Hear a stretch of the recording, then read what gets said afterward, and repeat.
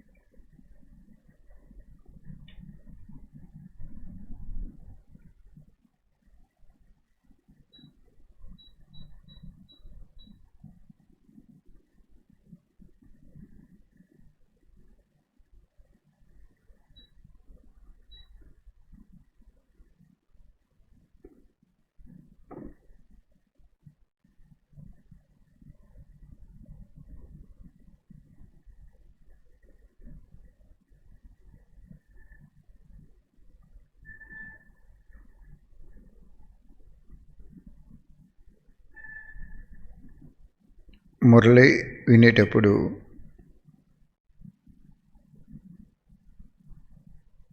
నేను భగవంతుని యొక్క విద్యార్థిని,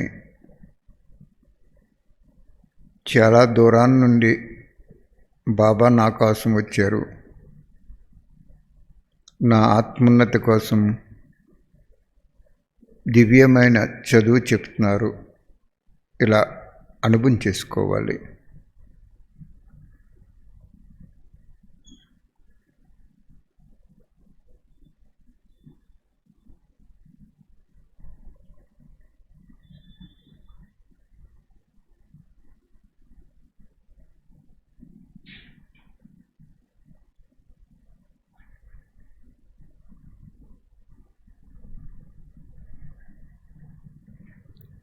అనుభూతి శక్తి అవినాశి ప్రాప్తిని ప్రసాదిస్తుంది.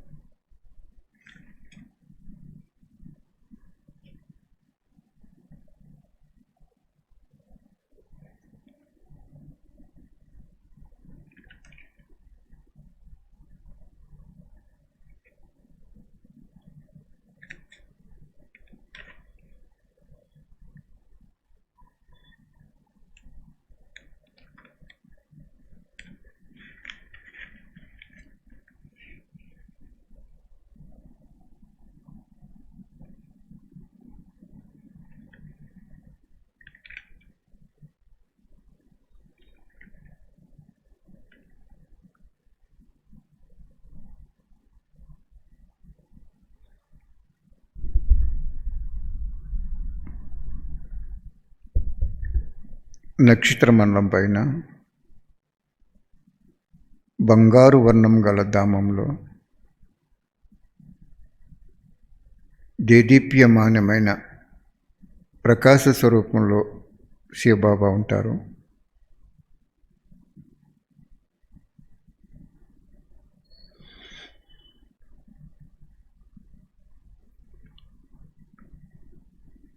అటువంటి ఆత్మిక తండ్రి నుండి మన ఆత్మకి దివ్యశక్తి వస్తున్నట్లు అనుభవం చేసుకోండి.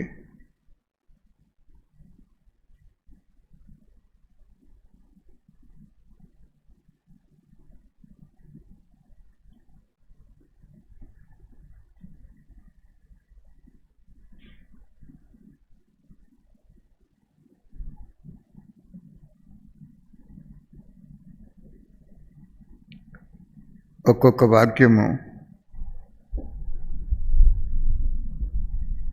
మనల్ని చాలా పరివర్తన చేస్తుంది.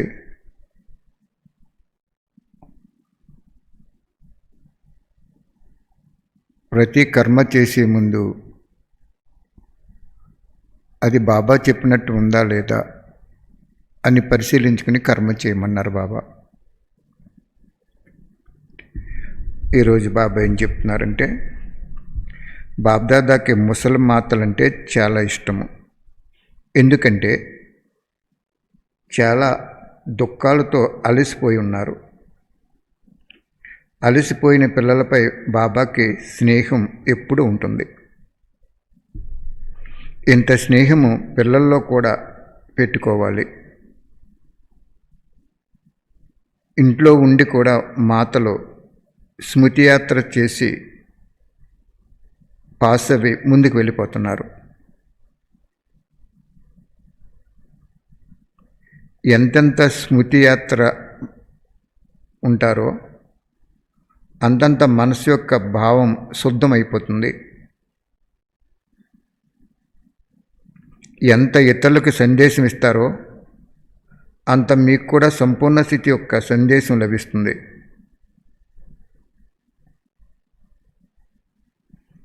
ఎందుకంటే ఇతరులకు ఎంత చెబుతారో అంత మీకు సంపూర్ణంగా అయ్యే జ్ఞాత స్వతహాగా లభిస్తుంది. ఇటువంటి సేవ వలన మీరు సంపూర్ణం అవుతారు.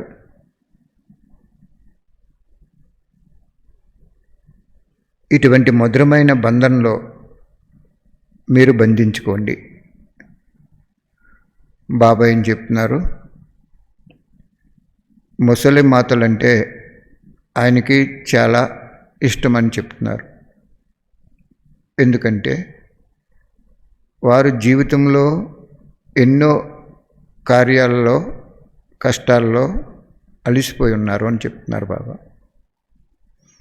అలిసిపోయినటువంటి మాతల్ని తన శిరోకిరీటంగా చేసుకున్నారు అని చెప్తున్నారు బాబా. మీరు కూడా అంత ఇష్టంగా నన్ను అంత ఇష్టపడాలని చెప్తున్నారు బాబా. ఎంత స్మృతి యాత్రలో ఉంటారో అంత మనసు యొక్క భావం శుద్ధమైపోతుంది, అంటే పవిత్రమైపోతుంది అంటున్నారు బాబా. మనకి ఆహార నియమాలు చాలా ఉన్నాయి, కానీ బాబా ఎప్పుడు కూడా ఆహార నియమాలు వద్దని చెప్పరు, పెట్టుకోవటం మంచిదే. కానీ ఇక్కడ ఆత్మ శుద్ధి అవటం కోసం నియమం చెప్తారు. ఏమంటున్నారు బాబా, ఆత్మ ఎప్పుడు శుద్ధంగా అవుతుంది? మాతలకి స్మృతి యాత్ర అని చెప్తున్నారు. స్మృతి యాత్ర అంటే బాబా స్మృతి లోపల నడుస్తూ ఉండాలి. ఏ కార్యం చేసినా దాన్నే స్మృతి యాత్ర అంటారు. చూడండి, ఒక దాదీ గారు వంట చేసేటప్పుడు బోలా దాది వారు వంట చేసినప్పుడు బాబా స్మృతిలో లీనమైపోతారని చెప్పారు బాబా. అలాగా భగవంతుణ్ణి జ్ఞాపకం చేసుకోవటం మనసుతో చేసుకోవాలి. ఆ మనసుతో బాబాని జ్ఞాపకం చేసుకోవటం వలన వాళ్ళ మనసు శుద్ధమైపోతుంది, పవిత్రమైపోతుంది. రెండో పాయింట్ ఏం చెప్తున్నారు, ఇతరులకి సందేశం కూడా ఇవ్వాలి అంటున్నారు బాబా. మాతలు ఎలాగిస్తారు? బాబా ఒక వాణిలో చెప్పారు, మీరు కోర్స్ చెప్పలేరు, ఏమీ చేయలేరు మీరు. అప్పుడు మీ ప్రవర్తన చూసి కూడా వాళ్ళు మారిపోతారని చెప్పారు బాబా. కాబట్టి బాబా ఒక చాలా ముఖ్యమైన ఆశయం ఏమిటంటే, ప్రతి ఇంట్లో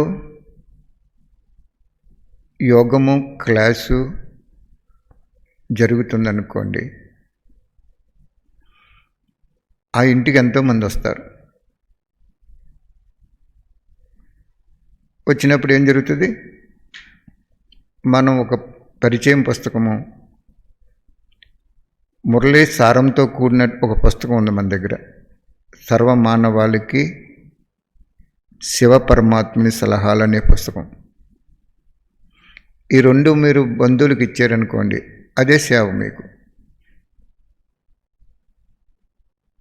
ఎంత సేవ చేశారనేది బాబా చూడరు, ఎంత మంచి మనసుతో సేవ చేశారనేది చూస్తారు బాబా. కుచేలుడు ఏం చేశారు?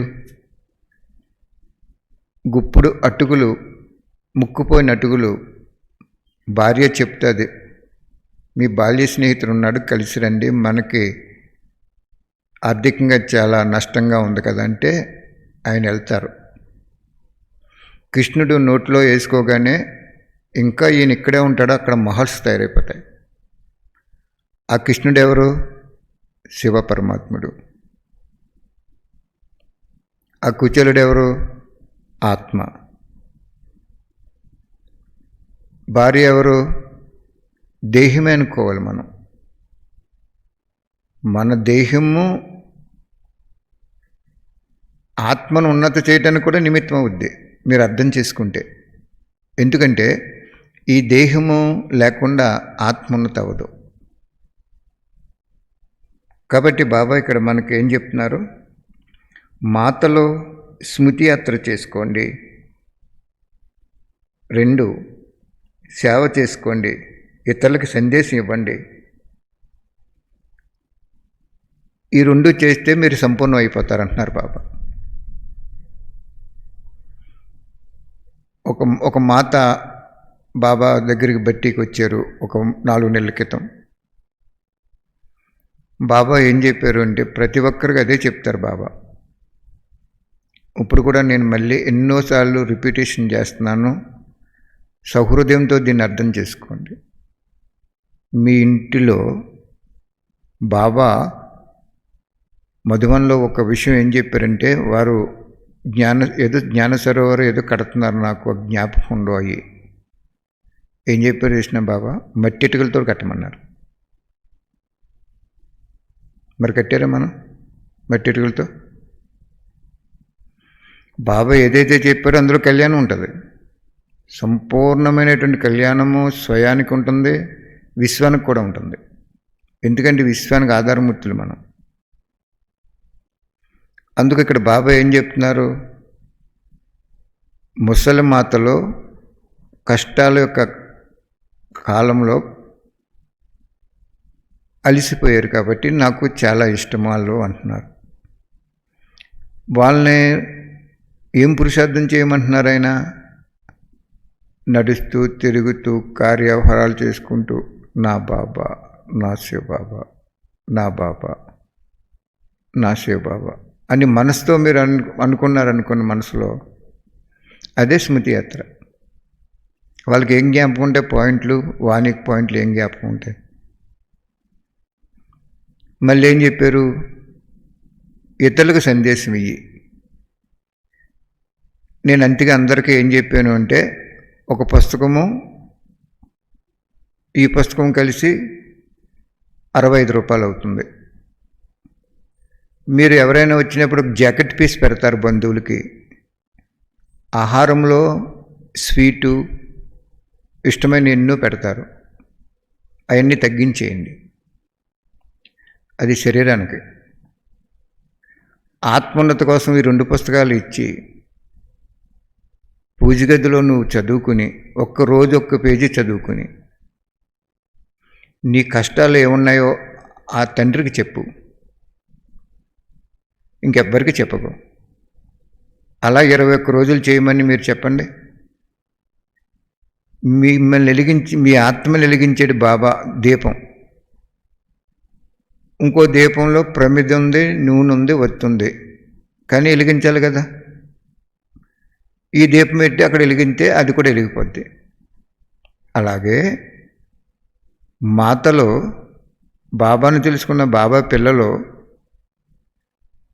ఒక డబ్బా పెట్టుకుని రోజు ఎంతో కొంత డబ్బులు తీసుకుని లేదా బియ్యం తీసుకుని నెల అవగానే ఆ బియ్యాన్ని మళ్ళీ కుటుంబంలో ఇచ్చేసి బయట కొనుక్కుంటే డబ్బులు వస్తాయి కాబట్టి ఆ డబ్బులు తీసుకుని మీ దగ్గరికి వచ్చేటువంటి బంధువులు స్నేహితులు కనీసం ఒక 30-40 మంది ఉంటారు. మీకు ఏదైనా పెళ్ళి ఉంటే మరి వస్తారు కదా, అప్పుడు మీరు మంచి మనసుతో అమ్మా నేను ఇలా ఎక్కువ చెప్పకూడదండి.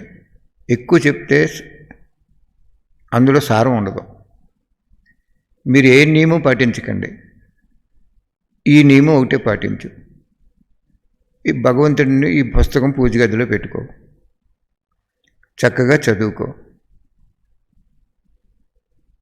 ఒక గుప్పుడు బియ్యం తీసుకో, లేదు ఒక ధనం తీసుకో, పాలు వేడి చేసి అందులో పంచదార వేసి చిన్న గిన్నెలో తండ్రి వచ్చేవా తీసుకో, నువ్వు భుజించు అని సంకల్పం చేసుకోమనండి. అదే సేవ. మీకు ఎక్కడికి వస్తారు? మీరు ముసలిమాతలో బయట రాగలరా? సేవ చేయగలరా? మరి అలా చేస్తారా? ఈ లాక్డౌన్ కూడా మనకి అలా చేయటానికే లాక్డౌన్ పెట్టాడు. అందరూ మర్చిపోవాలి. ఇంకా కాలేజీకి వెళ్ళి స్టూడెంటు స్కూల్ ఎలా అయితే మర్చిపోతారో అలాగ మనం సెంటర్ మర్చిపోవాలి, సెంటర్ అక్కయ్యలు మర్చిపోవాలి, మధువనం కూడా మర్చిపోవాలి, మధువన నివాసి మహారథులను కూడా మర్చిపోవాలి, బాబా నొక్కనే జ్ఞాపకం ఉంచుకోవాలి. మీ వెంట తీసుకెళ్ళేవాడు బాబా ఒక్కడే. కాబట్టి ఏం చేస్తున్నారు బాబా ఇక్కడ? స్మృతి యాత్ర చేసుకో. స్మృతి యాత్ర అంటే అర్థం అవ్వదు మనకి. మనమేమనుకుంటాం, చూడండి మధువనం వెళ్ళి అలాగన్నీ యాత్రలు చేసి వస్తున్నారు మన వాళ్ళు, ఒక పిక్నిక్లా. అది కాదు ఇక్కడ. బాబా, శివబాబా వయసు మీరిపోయిన నన్ను, నా కొడుకులు ఇంకా మంచివాళ్ళు కాబట్టి ఇక్కడ ఉంచారు, లేకపోతే వృద్ధాశ్రమంలో వేసేద్రయ్యా. బాబా నిన్ను తెలుసుకోవటమే నా ఆత్మ ఎంతో అదృష్టమైంది. శరీరము పాద్దయిపోయింది. కుటుంబంలో సేవకి అరిగిపోయింది. కాబట్టి వృద్ధాప్యంలో ఉన్న నన్ను ఎన్నుకున్నావా బాబా? నన్ను ఒక గిన్నెలో చిన్న పాలు వేసి పంచదార వేసి తీసుకోమని స్వీకరించమని కోరుతున్నావా? కోరండి బాబాని. అప్పుడు బాబా ఏం చేస్తారు కృష్ణ? మీకు ప్రతి జన్మలో ఆహారము లోటు లేకుండా ఇచ్చేస్తాడు. ధనం కూడా ఒక శక్తి కాబట్టి ప్రతి జన్మలో మీకు ధనం రావాలంటే ఏది ఇస్తే అదే తిరిగి వస్తుంది. సముద్రంలో చూడండి, ఒక కెరటం మీరు వేసింది లోపలికి తీసుకెళ్తుంది, రెండో కెరటం బయటికి తీసుకొచ్చేస్తుంది. అలాగే ఈ ధనాన్ని తీసుకుని మీ ఇంటికి ఎవరు వస్తారో వాళ్ళకి క్లుప్తంగా ఈ పుస్తకం 2 పుస్తకాలు ఇచ్చేస్తే వాళ్ళు పావనం అయిపోతారు. మళ్ళీ వాళ్ళు తయారైన తర్వాత వాళ్ళు మళ్ళీ ఇంకో బంధువులకు ఇస్తే ఇలాగ ఇల్లు శివాలయం అయిపోద్ది. చాలా సింపుల్ ఇది. ఎందుకంటే బాబా చెప్పారు, ఎన్ని సంవత్సరాల నుంచి ఉన్నదని నేను లెక్క చూడను. శ్రీమతం ఆధారంగా, పరమాత్మ చెప్పిన ఆధారంగా 4 సబ్జెక్టులలో విఘ్నాలు వచ్చినప్పుడు 4 సబ్జెక్టులలో ఎంత సమయంలో దాటి విజయం పొందారో దాని మీద మార్కులు ఉంటాయన్నారు. కాబట్టి అలా చేసుకోండి. ఒక అక్కయ్య గారు, నాకు 84 జన్మలో మంచి సంబంధికులు రావాలి, కొడుకైనా కూతురైనా అల్లుడైనా భర్త అయినా భార్య అయినా అని నేను చెప్పాను. దాన్ని చాలా విశ్లేషణ చేసుకున్నారు వారు.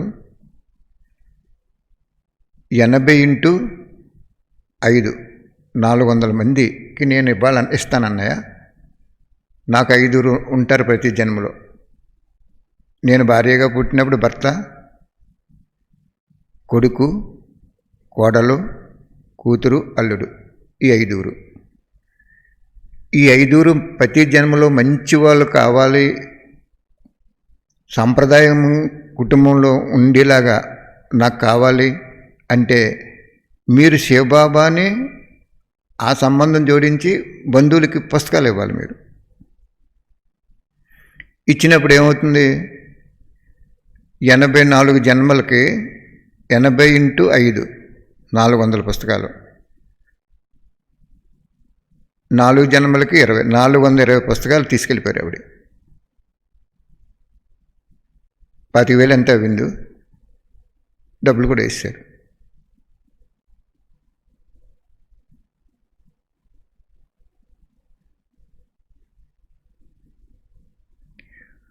మీరు శివరాత్రికి సేవ చేస్తుంటే ఒక సిఐ గారు వచ్చి, అమ్మ ఎంత సేవ చేస్తున్నారమ్మా, ఎక్కడి నుంచి వచ్చారు మీరు? ఆయన అక్కడ కంట్రోలర్స్ ఉంటారు కదా, సిఐ ఎస్ఐలు అందరూ తిరుగుతుంటారు కదా.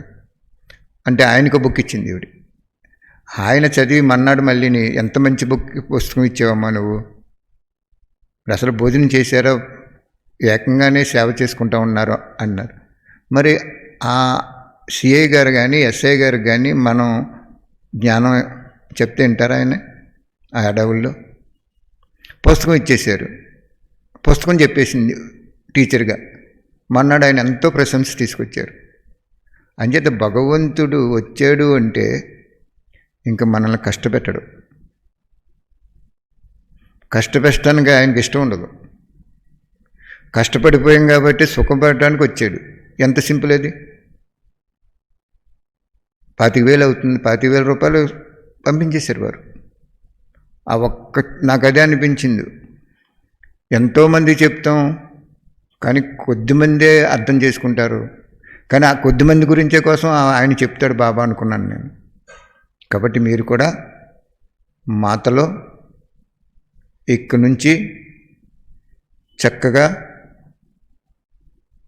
మీకు వచ్చే స్నేహితులకి బంధువులకి ఇస్తే సేవ అయిపోద్ది. అర్థమైందా? స్మృతి యాత్ర అంటే అదే మీరు జాకెట్ పీస్ ఇచ్చారనుకోండి, అది కూడా ఒక 60 రూపాయలు 50 రూపాయలు తక్కువ ఉండదు. అదే వారు కుట్టించుకుంటారో లేకపోతే లోపల పెట్టేస్తారో, లేకపోతే కుట్టించుకున్న తర్వాత చిరిగిపోద్ది కొన్నాళ్ళకి. అది కాదు, ఇది చిరిగిపోయినటువంటి మనసుని, చెదిరిపోయినటువంటి మనసుని, వికలమైపోయినటువంటి మనసుని అతుక్కునిలా చేసేస్తుంది. అర్థమైందా? అంత సింపుల్ పాయింట్. Next point. ఇలాగ ఒక్క విషయం గురించి చెప్తే తెల్లారిపోద్ది మనకి. అన్ని రకాల అనుభవాలు బాబా ఎంతోమంది చేత చేయించారు. బాబా ఎంతంత మీరు పరిస్థితి జీవితంలో సమీపంగా వస్తారో అంతంత మీరు రాజ్య పదవి సాక్షాత్కారం అయిపోతుంది. బాబా అంటున్నారు, మనం పరిస్థితిగా అవగానే మనం రాజ్యంలో ఎక్కడ వస్తామో ఆ పదవి ఏంటో కూడా సాక్షాత్కారం అయిపోతుందని చెప్తున్నారు బాబా. అంతిమలో మనం ఎన్ని జన్మలు తీసుకుంటాం, ఎక్కడ పడతాం అనేది సాక్షాత్కారం అయిపోద్ది. అందుకే నేను చెప్పింది ఏంటంటే, మీరు ఎవరిని సపోర్ట్ పెట్టుకోకండి. ఇంట్లో వాళ్ళని కానీ, ఈదులో వాళ్ళని కానీ, లౌకిక వాళ్ళని కానీ, అలౌకిక వాళ్ళని సపోర్ట్ పెట్టుకోకండి. ఆ సపోర్ట్ పెట్టుకోకుండా బాబాతోటే ఉండండి, బాబాతోటే గడపండి. వాళ్ళకి గౌరవం ఇవ్వండి. వాళ్ళు నిందించారు మిమ్మల్ని. చాలామంది మాటలు చెప్తున్నారు, చాలా కష్టాలు అనుభవిస్తున్నాం అన్నయ్య, ఈ వాణిలు చెప్పడం వల్ల మా మనసు చాలా ఫ్రీ అవుతుందని. మీరు కష్టాలని కష్టాలుగా భావింతే మీరు ఎదరికెళ్ళలేరు. కష్టాలని అంతకుముందు చేసుకున్నటువంటి ఒక ఖాతా సమాప్తి అయిపోతుంది అనుకుంటే పూర్తయిపోద్ది. నేను ఒకసారి ఒక చోట కొద్దిగా జారింది నాకు, బాత్రూమ్కి వెళ్ళే ముందు బ్లడ్ ఊరికే వచ్చేస్తుంది. నేను లోపలికి వెళ్ళాను. వస్తుంటే నేను ఏమనుకున్నానంటే, ఇది జ్ఞాపకం వచ్చింది, ఏదో జన్మ ఖాతా ఈ కొద్దిగా బ్లడ్ వచ్చేలా చేసిండు, ఫోన్లో తీరిపోతుంది అనుకున్నాను. మీరు నమ్మండి, ఎప్పుడైతే నేను అలా సంకల్పం చేసుకున్నానో బ్లడ్ రావటం ఆగిపోయింది. అంటే సంకల్పానికి అంత బలం ఉంటుంది. సంకల్పం కూడా ఎలాగ ఉండాలంటే ఈ ఈ పాత దేహము పనికిరాని దేహం కింద మనం భావించుకుంటూ దానికి ప్రాధాన్యత ఇవ్వకుండా భగవంతుడు అంతిమ జన్మలో నాకు ఒక మంచి దేహాన్ని ఇచ్చాడు, ఆ దేహంలో ఉన్న ఆత్మ ఉన్నత అవుతుందని భావన పెట్టుకోవాలి. ఇలాగ ఎన్నో అద్భుతాలైనటువంటి విషయాలు ఉన్నాయి. అంచేత బాబా ఇక్కడ మనకి ఏం చేయాలంటే, ఎవరైనా నిందించినప్పుడు కుంగిపోయి ఏడిస్తే ఇంక మనం బాబా పిల్లలు ఏంటండి, బయట వాళ్ళకి మనకి తేడా ఏంటి? ఎవరైనా మనల్ని నిందించినప్పుడు, మనలో తప్పు లేనప్పుడు మనకున్న సూక్ష్మ పాపాలు వాళ్ళకి ట్రాన్స్ఫర్ అయిపోతాయి. ఉదయం చెప్పాను కదా, ఆ లామినేషన్ షీట్లు అతను తీసేసుకున్నాడు, నీ పాపం వాళ్ళకి ట్రాన్స్ఫర్ అయిపోయింది అని చెప్పాడు బాబా. పోతే పోయింది 1800 రూపాయలని. అలాగా భగవంతుడు నిర్మాణం చేసుకున్న, నిమిత్తం చేసుకున్న శాసనాలే మనకి శ్రీమతం. పొద్దున్న చెప్పుకున్నాం కదా మనం, స్వయానికి స్వయం ఎప్పుడు కూడా సిద్ధి చేసుకోకూడదు, ప్రసిద్ధి ఎవరన్నారు. సిద్ధి చేసుకోవటం అంటే నేను జ్ఞానిని, వాణిలో చెప్పారు, నేను యోగిని, నేను మహారథిని. ఇలాగా మన పోస్ట్ పొజిషన్స్ భగవంతుడిచ్చిన విశేషతను మనలుగా తీసుకుంటే చాలా నష్టపోతాం. ఇతరులు అనొచ్చని చెప్పారు బాబా. రెండేం చెప్పారు, నువ్వు ఏ కార్యం చేసినా మధ్యస్థంగా ఉండాలి, లేకపోతే పాపం తయారైపోతుంది. కార్యం చేయటం అంటే ఒక బట్టలు తీసుకోవాలి, మనకు చిరిగిపోయి శరీరాన్ని కప్పుకోవడానికి తీసుకోండి, కాస్ట్లీ తీసుకోకూడదు. ఎందుకంటే నీకు భగవంతుడు లోన్ ఇచ్చాడు, నీ శరీరం లోను, నీ ధనం లోను, నీకు ఏదైతే ఇచ్చాడు అన్ని లోన్ జన్మ ఇది. కాబట్టి బాబా ఇక్కడ మనకేం చెప్తున్నాడు, మధ్యస్థంగా ఉండాలన్నాడు. నీకు ఒక వాహనం కావాలి, ఆ వాహనం కూడా మధ్యస్థంగానే ఉంటేనే నీకు యోగం కుదురుతుంది.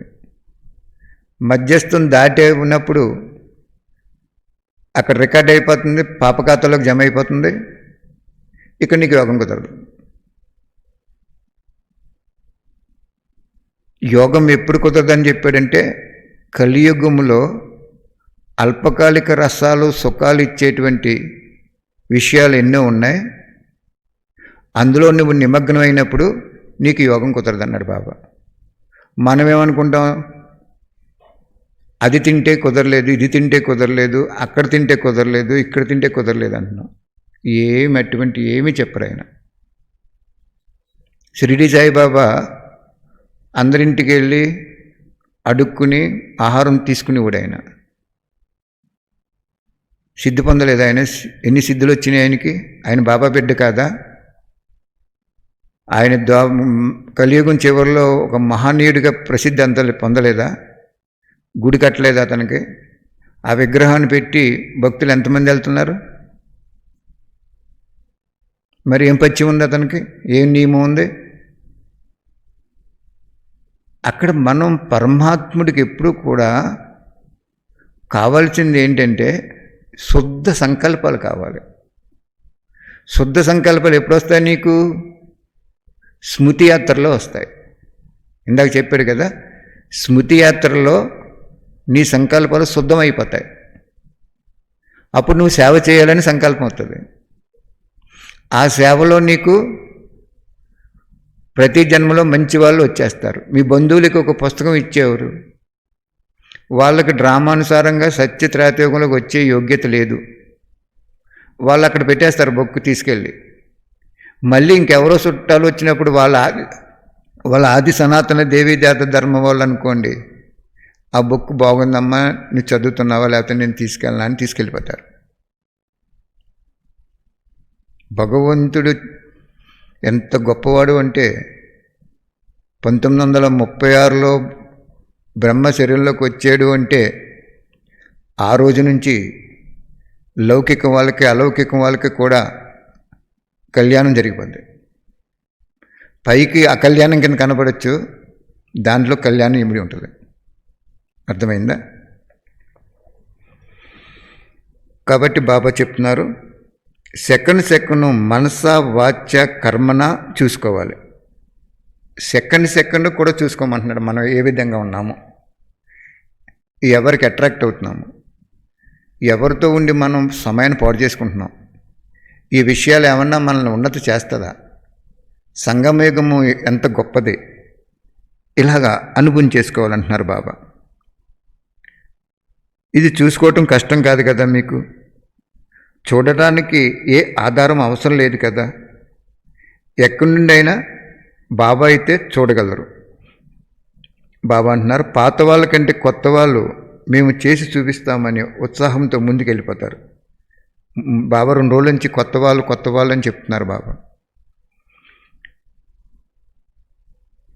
ఇటువంటి తీవ్ర విద్యార్థులు కూడా వస్తారు అంటున్నారు బాబా. కొత్త వాళ్ళే అద్భుతం చేయగలరు, ఎందుకంటే సమయం కూడా వాళ్ళకి స్పష్టంగా కనిపిస్తుంది, పరిస్థితులు సహయోగం చేయిస్తుంది. ఇప్పుడు పురుషార్థం ఎలా చేయాలో పరిస్థితులు కూడా నేర్పిస్తున్నాయి. పరీక్షలు ప్రారంభం అయితే ఇక పురుషార్థం చేయలేరు. అంతిమ పేపర్ మొదలవుతుందంటే ఇంక పురుషార్థం చేయలేరు. ముందుగానే మనం తీవ్ర పురుషార్థం చేయాలి అంటున్నారు బాబా. ఈ రోజుల్లో పరిస్థితులు అయితే వైరాగ్యం ఇప్పిస్తున్నాయి. కాబట్టి మీకు పరిస్థితులు వైరాగ్యం ఇప్పించేలాగా ఉండకూడదు, సహజ సిద్ధంగానే వైరాగ్యం రావాలంటున్నారు బాబా ఇక్కడ. అర్థమైందా? పరిస్థితులు వైరాగ్యం ఇప్పించడం అనేది బయట వాళ్ళకి ప్రతి ఒక్కరికి ఇప్పిస్తుంది. అంటే పరిస్థితులు టీచర్ అవినాయి కాబట్టి మార్కులు దానికి వెళ్ళిపోతాయి, ప్రకృతికి వెళ్ళిపోతాయి.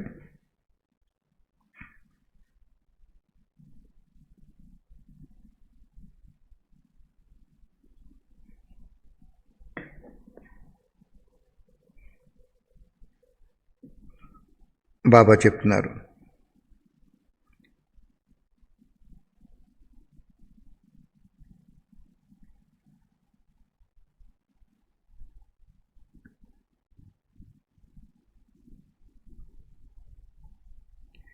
కేవలం 1 నెలలో వచ్చినా చాలా ఎక్కువ, 1 సెకండ్లో పరివర్తన వచ్చేస్తుంది. మేము ఇప్పుడే వచ్చాము, కొత్త వాళ్ళమని భావించకూడదు. ఇక్కడ సెకండ్ల యొక్క వ్యాపారం. 1 సెకండ్లో జన్మసిద్ధి అధికారం తీసుకుంటారు. అందువలన ఈ విధమైన తీవ్ర పురుషార్థం చేయండి. అర్థమైందా? బాబా అడుగుతున్నారు. ఇక్కడ సెకండ్లకి వ్యాపారం. సంవత్సరాల్లో ఎన్ని సంవత్సరాల నుంచి ఉన్నామని కాదు. మనం స్టేజ్ ఎక్కగానే మనం ఏం చెప్తాం, వీరు ఇన్ని సంవత్సరాల నుంచి ఉన్నారు అంటున్నారు. బాబా ఏమన్నారంటే వాణిలో, ఇది పక్కాగా జ్ఞాపకించుకోండి. నిదట్లో లేపి అడిగినా కూడా ఈ ప్రశ్నకి సమాధానం మీకు వస్తే మీరు ఉన్నత అయిపోతారు. ఏమన్నారు? ఉదయం కూడా చెప్పారు బాబా.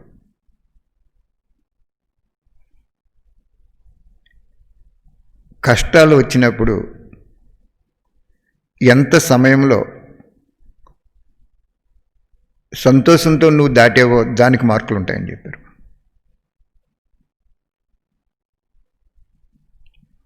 సర్వీస్ చేస్తున్నప్పుడు విఘ్నాలు వచ్చినప్పుడు ఆ విఘ్నాలు ఎంత సమయంలో నువ్వు శ్రీమతం ఆధారంగా దాటేవో దానికి మార్కులు ఉంటాయంటున్నారు. కాబట్టి ఇక్కడ సెకండ్ల వ్యాపారం, కానీ సంవత్సరాల వ్యాపారం కాదు. నెక్స్ట్ పాయింట్,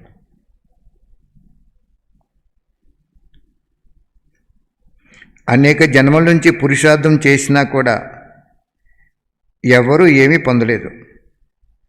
ఈ 1 జన్మలో 1 సెకండ్లో బాబాకి బలై తీవ్ర పురుషార్థం చేయండి, అన్ని జన్మలకి పొందుతారు. దీనికి ముఖ్యంగా ధారణ చేయవలసింది ఏంటంటే ఇచ్ఛ మాత్రం అవిద్య. ఈ స్థితిని నేర్చుకోండి అంటున్నారు. ఇచ్ఛామాత్ర అవిద్య అంటే కోరిక అంటే ఏంటో తెలియకూడదు. అంటే కోరిక ఉండకూడదు మనకి. చిన్నపిల్లవాడికి ఏం కోరిక ఉంటుందా? అందరూ ఎత్తుకుంటారు అతన్ని, దేవుడితో సమానం అంటారు. ఎందుకు? ఎవరు నవ్వుతూ చేచాపితే అంశంకి వెళ్ళిపోతారు. అలాగే బాబా ఇక్కడ ఏం చెప్తున్నారు అంటే, కోరిక అంటే ఏమిటో తెలియని వారుగా మీరుంటే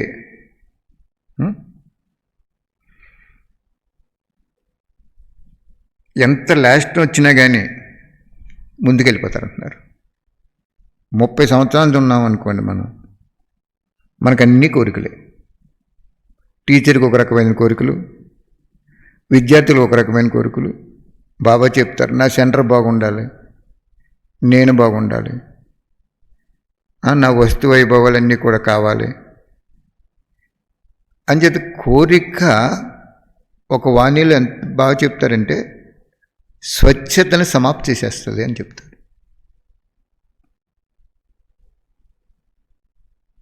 నువ్వు సత్యంగా తయారవుదాం అనుకునేటప్పటికీ ఒక కోరిక వస్తుంది.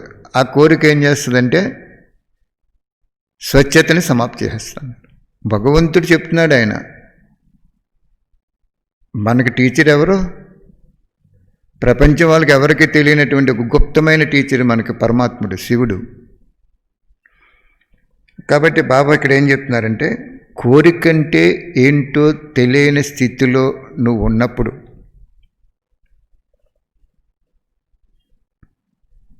నువ్వు లాస్ట్ని వచ్చినా కానీ ఫస్ట్ డివిజన్లోకి వెళ్ళిపోతావు అని చెప్తున్నారు బాబా. నేను దేవతను అవుతాను అని ఎప్పుడైనా మీరు జీవితంలో అనుకున్నారా? మేమే దేవతం అని ఎప్పుడైనా ఆలోచించారా? కానీ అయిపోతున్నారు కదా, మీరు దేవత కింద అవుతున్నారు కదా. ఏం చేద్దాం? దేవుడు వచ్చి మనకి తన సమానంగా తయారు చేస్తున్నాడు కాబట్టి దేవత అవుతున్నాం. అర్థమైందా పాయింట్? కోరిక ఇచ్చ మాత్రం అవిద్య. కోరిక అంటే ఏంటో తెలియని వాళ్ళుగా అవ్వాలి. ఇంకో వాణిలో బాబా చెప్తారు, బీజరూపి స్థితి అంటే ఏంటని. ఏంటి చెప్పండి? బీజరూపి స్థితిలో ఉండండి, బాపు సమాన స్థితిలో ఉండండి ఇలాగంటారు కదా.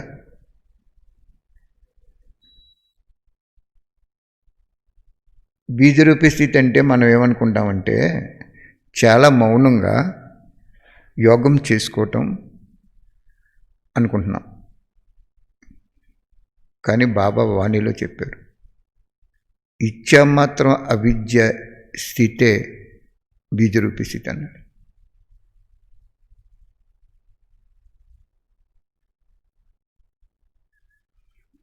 ఒక్కొక్క వాణిలో మన ఆత్మని పరివర్తన చేసే ఔషధం ఉంటుంది. వాణి అంతా చదవక్కర్లేదు, మనం ఆ ఔషధాన్ని పట్టుకోవాలి. మనం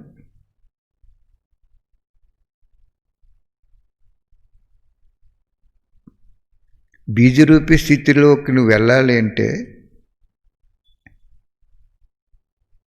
అన్నయ్య నేను ఇప్పుడు బీజరూపి స్థితిలో యోగం చేశాను అన్నయ్య అంట. పోలే, మంచిదే, నీకు ఆ సంకల్పం వచ్చింది, చేసేసారా ఒక ఆత్మ.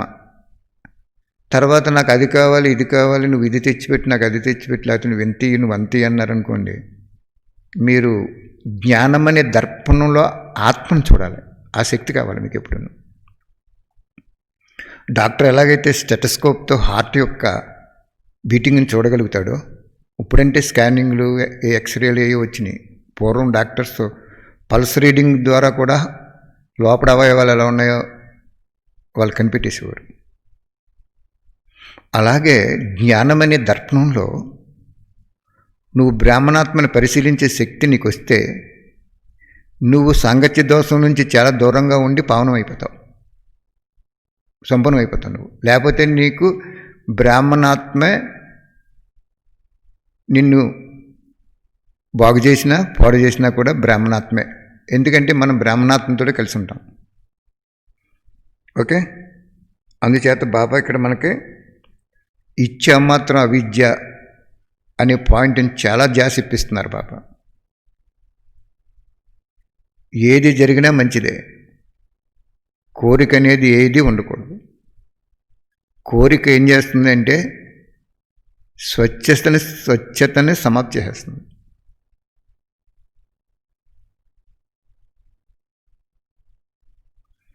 మరి అదేంటన్నయ్య, కోరుకోపోతే ఎలాగ అంటారు. నిన్ను ఎన్నుకున్నవాడు ఎవరో భగవంతుడు. నిన్ను చూసుకోడు ఆయన. అడవిలో క్రిములు ఉంటాయి, చెట్లు మొదట్లో పురుగులు లాంటివి ఉంటాయి. ఆ పురుగులలో ఉన్న ఆత్మకి జీవరాశులు అంటారు. అట్లని ఆహారం పెడుతున్నాడు, సుఖమైన నిద్రిస్తున్నాడు, దానికి సరిపడే జీవితం మనుగడకి ప్రసాదించాడు అంటే మనకు పెట్టడా బాబా? ఏమని మనకు చూడ్డా? మనం అడిగితేనే పెడతాడా? అడిగితే ఇచ్చే తండ్రిని కాదని ఒక వాణిలో చెప్పాడు.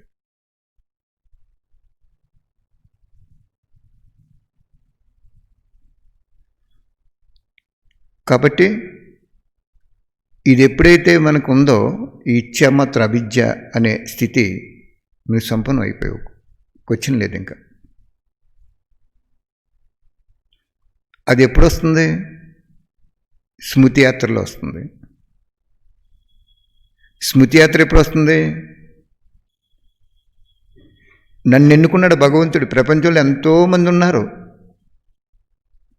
ఎంతోమంది ఉన్నా కానీ నన్ను ఎన్నుకున్నాడు భగవంతుడు. కల్పపూర్వం దాకా ఉన్న నన్ను ఎన్నుకున్నాడు బాబా అని నీకు మనసు ఉప్పొంగిపోవాలి. భగవంతుడు ఎన్నుకున్నాడు నన్నని. అప్పుడు నువ్వు ఈ జ్ఞానంలో ఉన్నందుకు ఆ కళ నీకు వచ్చేస్తుంది. ఆ కళలోనే జీవించాలి, ఆ కళలోనే తుది శ్వాస వదలాలి. అర్థమైందా? ఆ స్మృతిలోనే మనం తుది శ్వాస వదిలేయాలి.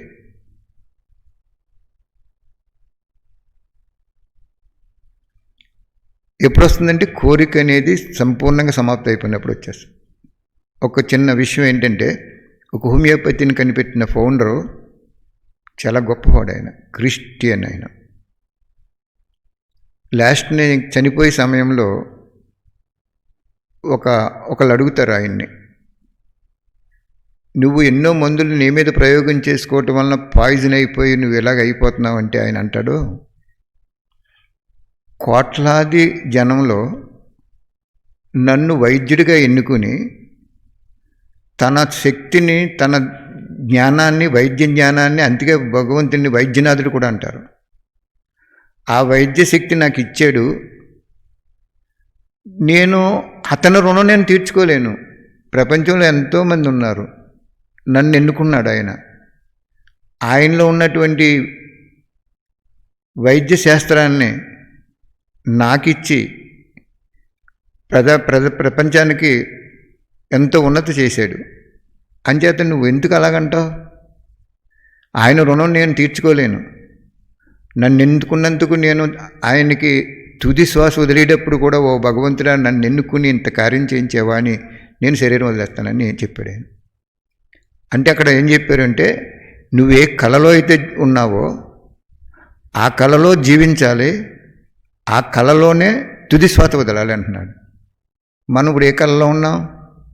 16 కళలు సంపూర్ణంగా అవే స్థితిలో ఉన్నాం. మనం ఎవరితోటి ఉన్నాం? నిరాకారుడితో ఉన్నాం. మనం ఎవరితో ఉన్నాం? ఆత్మిక తండ్రితో ఉన్నాం. అంచేత మన ఆత్మిక తండ్రి అట్రాక్ట్ అయిపోవాలి మనకి. కళలో, ఇలలో, స్వప్నంలో, సాకారంలో, అవ్యక్తంలో తండ్రే కనపడుతున్నాడు అంటే మనం సంపన్నం అయిపోతాం. ఈ ఒక్క జన్మే కదా. మరి ఇప్పుడు కూడా నాకు బాబా అని మనం ఏం అడగక్కర్లేదు. కోరిక ఇచ్చా మాత్రం అవిద్య స్థితిలోకి వెళ్ళిపోతే సంపూర్ణం అయిపోతాం అంటున్నాడు బాబు. అర్థమైందా? ఎంత మంచి పాయింట్. నెక్స్ట్ పాయింట్ అంటే లాస్ట్ పాయింట్, జాగ్రత్తగా వినండి, చదువుతాను. ఇప్పటి వరకు మీకు ఏదైనా పరివర్తన అవటంలో లోటు ఉంటే త్రేతాయుగంలోకి వెళ్ళిపోతారు. బాబా దగ్గర గ్రేట్ ఏంటంటే ఎంత ఎటువంటి వాళ్ళైనా కానీ స్వర్గం వచ్చేస్తారు. ఒక్కరోజైనా తండ్రి వచ్చారని తెలుసుకుంటే స్వర్గం వచ్చేస్తారు, మనసు అంగీకరిస్తే. బాబా చెప్తున్నారు, ఇప్పటి వరకు మీకు ఏదైనా లోటు ఉంటే త్రేతాయుగంలోకి వెళ్ళిపోతారు. మరి ఎవరైతే పురుషార్థి అవుతారో వారు సత్యయుగంలోకి వచ్చేస్తారు. పురుషార్థం అంటే ప్రయత్నం, తీవ్ర పురుషార్థం అంటే చెప్పించారు బాబా మీకు, ఈ పాటికి వచ్చేయాలి. తీవ్ర పురుషార్థం అంటే ఒక్కసారి చేసిన తప్పుని రెండోసారి చేయకూడదు. బాబా దగ్గర కూర్చుని పశ్చాత్తాప హృదయంతో చెప్పేయాలి. అర్థమైందా? బాబా చెప్తున్నారు సత్యోగంలోకి వస్తారు. మొదటి నుంచి పూర్తి అభ్యాసం ఉన్న వారికి సహాయం కూడా లభిస్తుంది. బాబా ఏమంటున్నారు,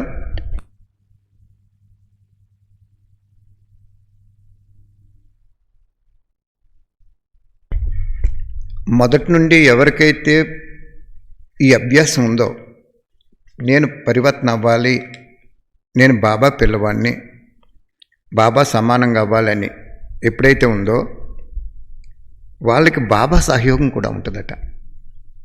నిజంగా బాబా సహయోగం లేకుండా మనం ఏం చేయలేం, ఏదీ చేయలేం. కానీ బాబా సహయోగం ఎవరికి ఉంటుంది? ఒక అడుగు ధైర్యంతో వేసిన వాళ్ళకి ఉంటుంది. మొదటి నుంచి పూర్తి అభ్యాసం ఉన్న వారికి సహాయం కూడా బాబా ద్వారా లభిస్తుంది. ఒకవేళ అప్పుడప్పుడు స్మృతి, అప్పుడప్పుడు విస్మృతి అభ్యాసం ఉంటే అంతిమ సమయంలో విస్మృతి వచ్చేస్తుంది.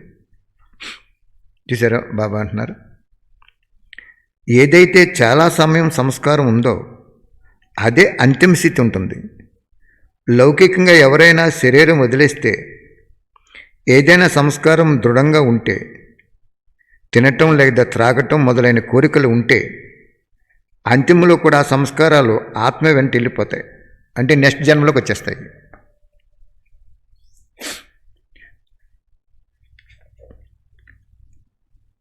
అందువలన ఇప్పటి నుండి స్మృతి సంస్కారాల్లో నింపుకోండి. బాబాని స్మృతి చేయటమే నింపుకోండి. ఎవరి విషయాలు మనం వినకూడదు, వినిపించకూడదు, ఆలోచించకూడదు. అవన్నీ మనకి అవసరం లేదు. అంతిమ విజయం అవటంలో ఇది స్మృతి సింహం తయారవుతుంది. విద్యార్థి చాలా సమయం నుంచి చదువు మంచిగా చదవకపోతే అంతిమ పేపర్లో ఫెయిల్ అయిపోతాడు. చాలా సమయం యొక్క అభ్యాసం కావాలి. అందువలన ఇప్పుడు విస్మృతి ఓడిపోయే సంస్కారం తొలగిపోవాలి. ఇప్పుడు ఈ సమయం అయిపోయింది, ఎందుకంటే సాకారంలో సంపూర్ణత యొక్క ప్రత్యక్షత చూశారు. ఇప్పుడు ఏం చేస్తారు? సమయం ఒక గంటలు మ్రోగాయి. తరువాత పురుషార్థం చేస్తే ఏమవుతుంది? ఆగిపోతారు. మొదటి గంట మోగింది. మొదటి గంట ఎవరు? మమ్మ. రెండో గంట కూడా మోగింది. ఎవరు? బ్రహ్మబాబా. మొదటి గంట సాకారంలో మమ్మాదే, బాబా చెప్పేస్తున్నారు. రెండో గంట బ్రహ్మబాబాది. ఇప్పుడు మూడో దానిలో ఎవరైతే ఉండిపోతారో వారు ఉండిపోతారు. అంటే మూడో గంట దాదీ గారి శరీరం వదిలేస్తే, గుల్జార్ దాదీ గారు మూడో గంట వారు కనుక శరీరం వదిలేస్తే, బాబా అంటున్నాడు మనకింకా సంకల్పాలు పెరిగిపోతాయి, సమస్యలు పెరిగిపోతాయి, పురుషార్థం చేయలేరని చెప్పేస్తున్నారు బాబా. భవిష్యత్తు కూడా ఎలా చెప్తున్నారు చూడండి. ఆయన మొదటి గంట మమ్మది, రెండవ గంట బ్రహ్మబాబాది. ఇప్పుడు మూడవ దానిలో, అంటే మూడో గంటకు మోగిందంటే ఎవరైతే ఇంకా ఉండిపోయారో వాళ్ళు ఉండిపోతారు అంటున్నారు బాబా. ఇంక పురుషార్థం చేయలేరు అక్కడ. ఇంత కొద్ది సమయం ఇప్పుడు ఏమి చేయాలి? ఒకవేళ మూడో గంట మోగితే సంసారాలన్నీ మలుచుకోవటం ప్రారంభిస్తే మలుచుకోలేరుక ఆగిపోతారు.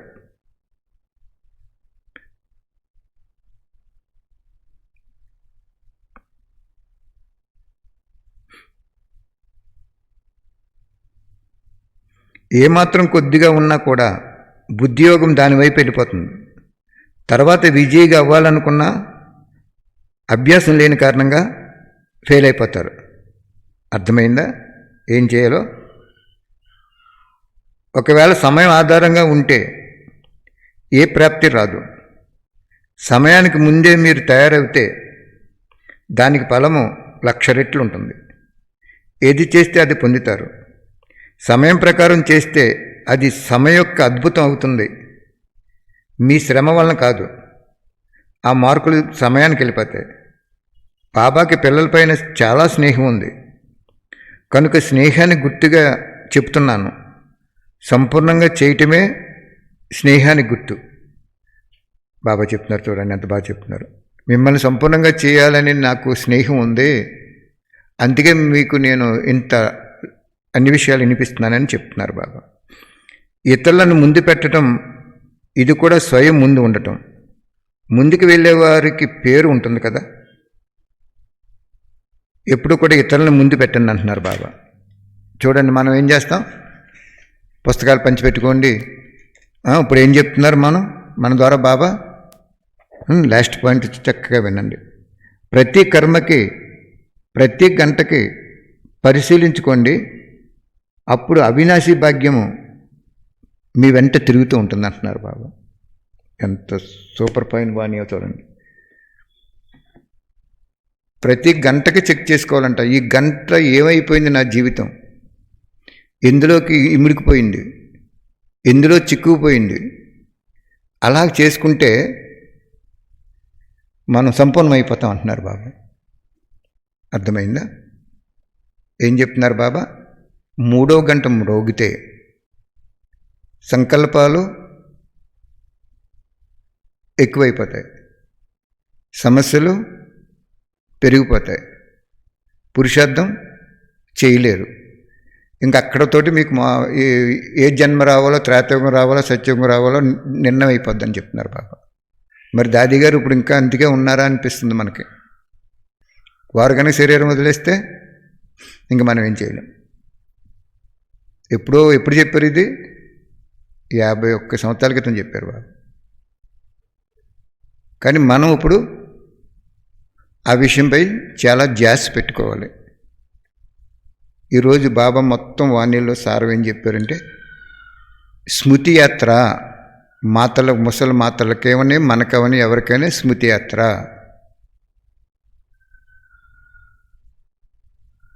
రెండు, చాలా కాలం యొక్క అభ్యాసము. అంటే మీరు అడగొచ్చు, అన్నయ్య మరి మేము చాలా కాలం లేవు కదా, మరి మేము రాము కదా అనుకుంటారు. దానికి ఆన్సర్ చెప్పాడు బాబా. ఏం చెప్పాడు? మురళి మీద సంలగ్నత ఉన్న వాళ్ళు లాస్ట్ వచ్చిన ఫాస్ట్గా ఫస్ట్ డివిజన్లోకి వెళ్ళిపోతారండి. ఆయన అబద్ధం ఆడతాడా? మనల్ని ప్రోత్సహించడానికి చతురంగా చెప్తాడా? ఆయనకి అసలు చతురత ఉండదు. అమాయకుడు. భగవంతుడు అంటే అమాయకుడు, భోలానాథుడని భగవంతుడికి గుర్తు భక్తులు చెప్తారు. కానీ లెక్కల చూడటంలో మాత్రం ధర్మరాజు, వరాలు ఇవ్వటంలో బోల, లెక్కల చూడటంలో ధర్మరాజు. కాబట్టి చక్కగా మీకు ఇంకా ఎన్నెన్నో పాయింట్లు ముందు చాలా విచిత్రమైనటువంటి, అద్భుతమైనటువంటి, మన జీవితాన్ని పరివర్తన చేసేటటువంటి, మన మనసును ఉప్పొంగిపోయి ఒక అమృతాన్ని మన ఆత్మలో నింపేటువంటి వాక్యాలు కూడా మనం వింటాం. అటువంటి భగవంతుడికి అందరి తరపున మనస్పూర్వకమైనటువంటి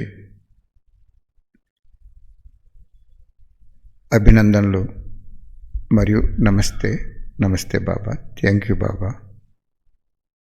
highly thank you very much బాబా. Thank you very much. ఓం శాంతి.